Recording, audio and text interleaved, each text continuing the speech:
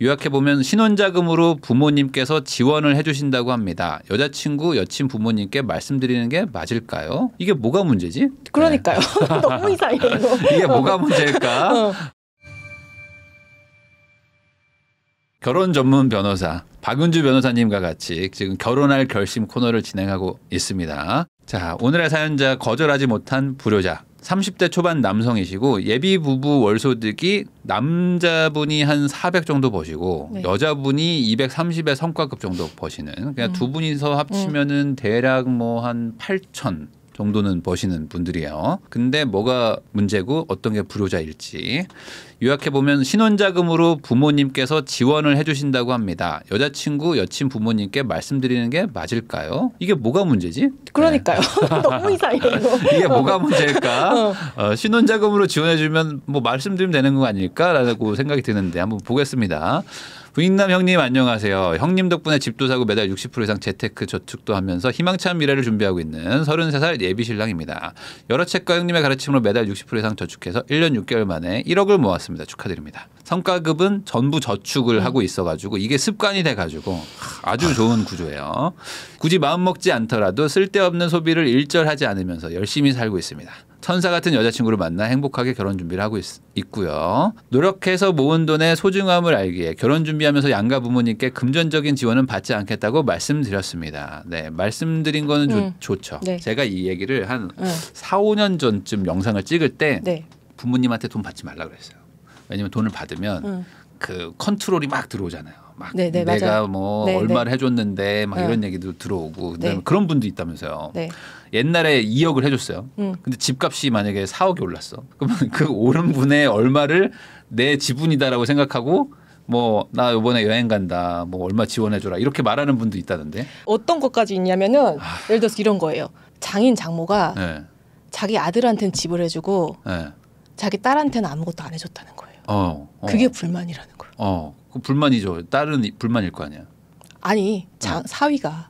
사위가?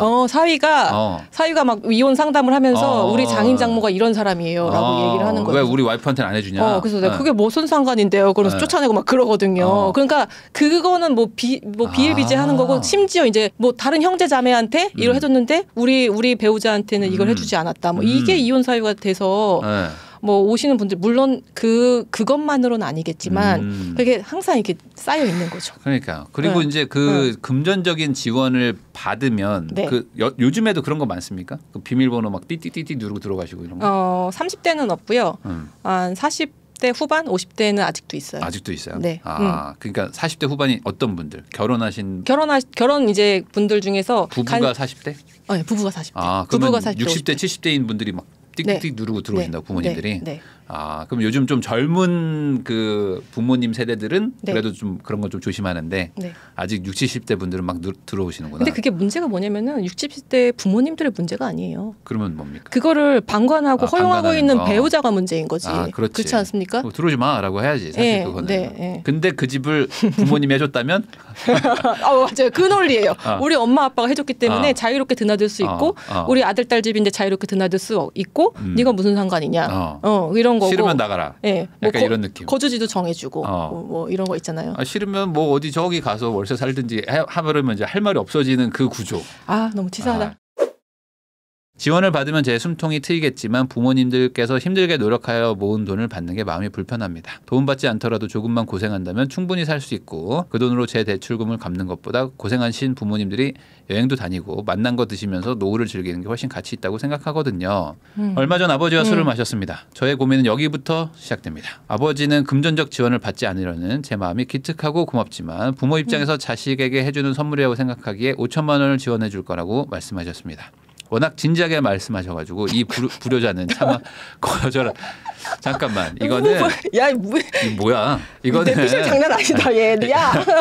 이거는 아니에요 하다가 아니에요 이렇게 한 거잖아. 아니 불효자래 자기가. 불효자면 끝까지 거절했어야지. 불효자는 이런 거 아니에요? 엄마 아빠 그지인데 막 돈 내놔 해가지고 나 결혼해야 돼 돈 내놔 해가지고 막 어머니 아버지가 대출 받아서 막 꺼가지고 주는 게 불효자지.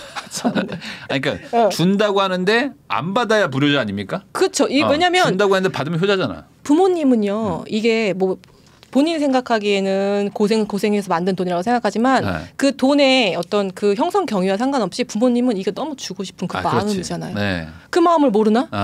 왜 그러지? 이게 저도 이제 부모가 좀 대봐서 합니다. 이게 자식한테 뭔가 주는 게 그게 기쁨이잖아요. 아깝지가 않아요. 그게 기쁨이잖아요. 그렇죠? 이거를 안 받으면 그 마음의 불편함이 더 싫은 거지. 더 싫고 차라리 얘가 받아주는 게 더 너무 기분이 좋아. 너무 얼마나 행복하신 거예요. 예. 참. 그러니까 제가 이거 닉네임 바꿔야 되겠다. 효자로 바꾸겠습니다. 효자. 거절하지 못한 효자로 바꾸겠습니다. 불효자는 거절을 끝까지 했어야지 불효자입니다. 그러니까요. 네. 자, 문제는 여자친구가 아직 이 사실을 모릅니다. 뭐가 문제야 이거. 자, 여자친구가 네. 듣게 된다면 네. 부모님께 말씀드릴 것이고, 네. 그렇지. 이건 문제가 되겠다. 왜냐하면 여자친구 부모님도 아니 이렇다면 우리도 지원을 안 할 수가 없지라고 할 수가 있거든요. 네. 왜냐하면 어떻게든 지원해 주시려고 한다. 개인적으로 여자친구 부모님께 지원에 대한 부담감은 들고 싶지 않습니다. 다행히 저희 부모님께서는 여자친구 쪽에서 지원이 없더라도 아무 상관없다고 해주셨고요. 이 친구 좀 약간 재밌게 쓰는데. 자, 근데 그렇다고 이것을 계속 숨기기엔 언젠가 여자친구가 알게 될 것 같은데 그때 여자친구가 느낄 배신감, 복잡한 감정이 들 것 같은데 뭐라고 표현할지 모르겠네요. 네. 이과입니다. 나 이럴 줄 알았어. 내가 아까 내가 욕 먹을까 봐 말 안 했는데 네. 공대 같은데요. 저도 약간 느낌이 공대 같다는 느낌이 좀 들었습니다. 저 공대입니다. 저와 좀 감정이 좀 비슷하네요. 네. 어찌 대처해야 될지 모르겠습니다. 여자친구한테 솔직하게 말하는 게 나을까요? 아니면 최대한 여자친구 모르게 숨길까요? 결혼하면 여자친구 월급도 제가 관리하기로 했습니다. 공대 맞네요. 또 앞으로 저희 가족들과 결혼하게 될 여자친구 사이에서 어떻게 중간다리 역할을 해야 될지 조언해 주시면 감사드리겠습니다. 기막힌 묘책을 주셨던 걸 봤기 때문에 형님의 지혜를 빌리고 싶습니다. 도와주세요. 근데 이분은 본인이 정말 심각한 고민일 수도 있다는 생각이 갑자기 드네요. 왜요? 아니 본인 입장에서는. 본인 입장에서 네. 그럴 수 있죠. 그렇죠. 네. 되게 지금 일생일 때 굉장히 큰 고민인 거. 이게 고민일 수가 있는 게 네. 우선은 두 종류. 네. 첫 번째, 우리 집에서 돈을 받잖아요. 네. 그러면 상대방에서 돈을 받아야 될 수도 있어요. 저도 이제 결혼을 해보니까 뭐 기싸움이라고 표현하기도 좀 이상하지만 자식 가진 부모님 입장에서 상대 집에서 저걸 지원을 해주면 우리 집이 만약에 여유가 있든지 뭐 여유가 좀 없더라도 네. 우리 집도 안 하면 왠지 우리 딸 아들이 미안한 것도 있고 좀 뭔가 좀 꿀릴 것 같기도 일단 하고 뭐 꿀리는 그런 거 결혼이 있잖아. 된다. 시작이 된다. 그런 게 있으니까 네. 저기만 받으면 네. 안 될 것 같은 마음도 든단 말이죠. 근데 그건 본인의 뇌피셜이지. 보세요. 네. 본인 피셜이지. 어떻게든 네. 지원하는 알고 있지만 사실은 아니에요. 자기 혼자 그냥 이미 결정을 짓고 있는데 지원 안 해주실 수도 있어요. 그럼 서운해할까? 그러니까 안 해주실 수도 있는데. 있죠. 근데 네. 이거를 말을 안 하면 네. 안 하면 당연히 안 해주시겠죠. 왜냐하면 둘 다 안 하는 걸로 아니까. 네. 그래서 안 했는데 나중에 알게 돼버린 거야. 그때 그러면은 이제 두 번째 문제가 생깁니다. 네. 그러면 아니 정서방 이게 뭔가? 라고 하면서 그때 뒤늦게라도 지원하면 모양 빠지는 게 되고 서로 웃기게 되는 거고 아니면 그때 가서 지원을 또 안 하게 되면 또 그것도 이상한 거고 그리고 속인 거가 되는 거죠. 그러니까 이게 문제가 왜 거짓말을 했어부터 이제 또 시작되는 거예요. 그럼 일단은 여자친구한테 얘기해야 돼요? 그럼 여기서 지금 이제 네. 문제를 심플하게 공대식으로 풀면요. 네. 여자친구한테 말을 한다가 맞습니다. 저도 여자친구한테 말을 한다. 말을 해. 이 1번. 상황이 이래. 네. 여자친구한테 말을 한다. 네. 여자친구가 거절을 한다. 여자친구가 만약에 거절한다. 그러면 돌려준다. 그리고 여자친구가 받겠다. 그러면은 받는다. 그럼 여자친구가 처갓집에 말을 한다. 그래가지고 그쪽에서 돈을 받을 수 있으면 받는다. 못 받으면 못 받는다. 이렇게 가는 거죠. 이렇게 가는 거죠. 이거는 지금 요 효자님 있죠. 요 효자님이 안고 갔다가 나중에 걸리면 본인만 욕을 먹기 때문에 네. 최소한 여자친구랑은 공유를 무조건 해야 돼요. 저도 그거는 맞는 것 같아요. 여자친구랑 공유 안 하면은 네. 나중에 골치 아프게 된다. 네. 너무 공대식의 답변 아니에요? 말씀해 주십시오. 문과식으로 얘기해 주십시오. 저는요 그냥 숨길까? 아니요. 당연히 얘기해야 돼요. 왜냐면 네. 숨기면은 그거는 정말로 나중에 정말 큰 그렇죠. 문제가 생겨요. 나중에 문제 생깁니다. 네. 얘기를요. 그냥 답을 정해놓지 마시고요. 네. 여자친구랑 이 상황에 대해서 같이 얘기를 하시면 끝이에요. 예를 들어서 나의 입장은 네. 이렇게 드려서 내가 거절하지 못했어. 네. 근데 이런 상황 때문에 너의 부모님까지는 얘기를 안 드렸으면 좋겠다. 네. 본인의 입장을 다 밝히고 나서 그 다음에 여자친구의 입장을 들어도 전혀 늦지 않는데 네. 이미 다 결론이 다 지어져 있어. 그렇죠. 네. 그럴 이유는 없죠, 사실. 네. 여자친구가 저는 제일 좋은 게 사실은 결혼하고 뭐 2, 3년 뒤에 음. 여자친구가 은근슬쩍 엄마한테 음.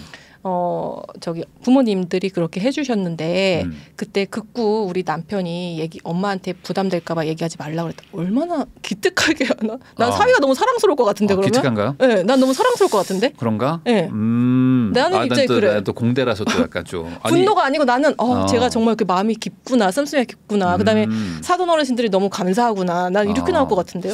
그래요? 좀 약간 조금 나는 좀 약간 네. 조금 기분 나쁠 것 같아요. 기분이 좀 상할 수도 있을 것 같아요. 왜냐면은 우리 집을 뭘로 보고 약간 이렇게 생각할 수도 있을 것 같아. 굳이 막 꼬아서 생각. 그러면 결혼하지 마. 그렇게 부정적이면. 왜냐면 아니 이게 금액이 뭐 엄청난 금액이라고 하기도 좀 애매한 금액인데. 나도 그 말을 하고 싶었다 사실은.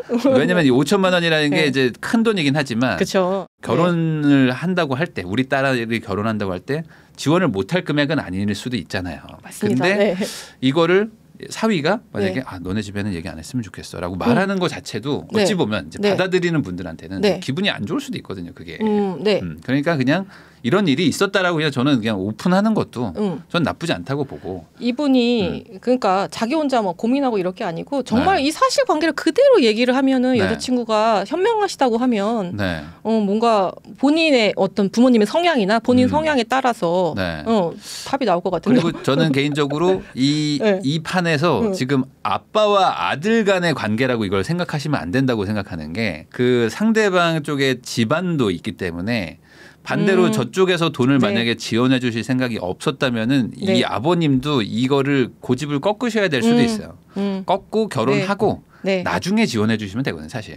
나중에 뭐 아기 낳거나 뭐 그럴 때 뭐 집을 살 때나 뭐 이럴 때 나중에 지원해 주시면은 그때는 오히려 지금하고는 분위기가 달라지는데 꼭 굳이 이때 뭔가 반반 해야 될 것 같은 이 결혼식 단계에서 지원을 해주려고 하니까 지금 막 부딪히는 것도 요즘에 있어요. 세태가 정말 그런가 봐요. 그래서 이거를 그 여자친구한테도 얘기해보고 그쪽 집안에도 얘기를 해보고 우리는 굳이 막 지원 안 하고 싶은데라는 얘기가 있다면은 이 얘기를 거꾸로 아버님한테 얘기를 하셔가지고 아빠 우리가 지금 뭐 이렇게 지금 당장 안 받고 나중에 받자. 저쪽 집안에서는 별로 지원하실 생각이 없다고 하니까 한 3, 4년 뒤에 나중에 줘라. 그러면은 그게 더 좋을 것 같다라고 하면 아버님도 그거에 대해서 오케이 하실 거다.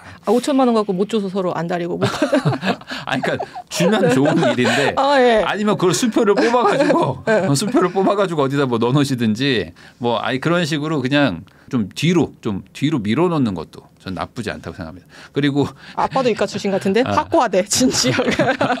아빠도 공대 출신이야. 마지막 선물이라고 생각한다고 하시는데 생각보다 아버님한테 말해주세요. 마지막 선물 아닐 수 있습니다.